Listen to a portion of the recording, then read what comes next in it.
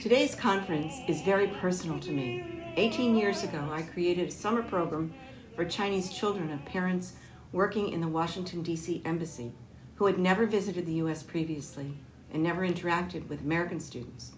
For 2 weeks every year, we took a different group of these Chinese children and American volunteer high school students as escorts throughout many of the iconic, historic, and cultural sites of our nation's capital museums. I still recall the wonder in the children's eyes looking up at Henry, the African bull elephant in the Natural History Museum, and peeking at the Hope Diamond or the authentic T-Rex in the Fossil Hall. These young people also learned about a country's cultural heritage by being exposed to artifacts such as those made by the Native Americans or the Eskimos in North America, and sculptures of Western cowboys. This program exposed children from totally different cultures to those of Western children, and as time progressed, many of the friendships struck up during this time have been maintained over the past years throughout both countries. Later, we sponsored a similar visit to China, where Western students were enthralled at the Han Dynasty jade burial suit from Beijing's National Museum, and learned about the practice honoring Chinese parents by viewing the tomb sweeping painting in the Palace Museum.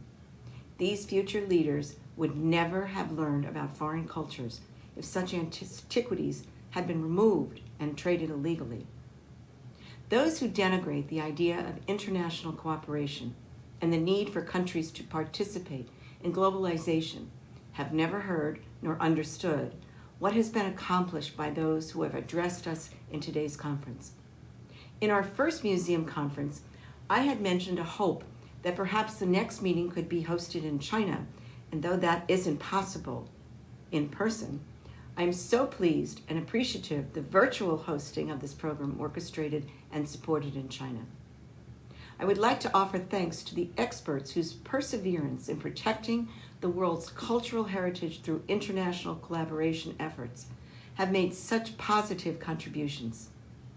They have shown us how much can be accomplished when nations that possess many sectors, locations, backgrounds, and cultures nonetheless want to make sure that the future is a better place for future generations.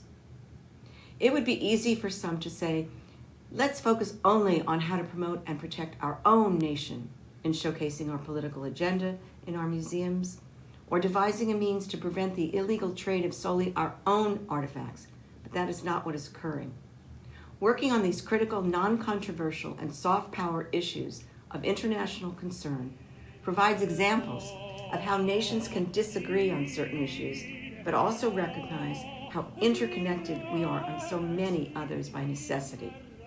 Such cooperation led by China, Europe, and the U.S., and supported by other critical partners, provides not only a means to communicate, but also provides a means to heal.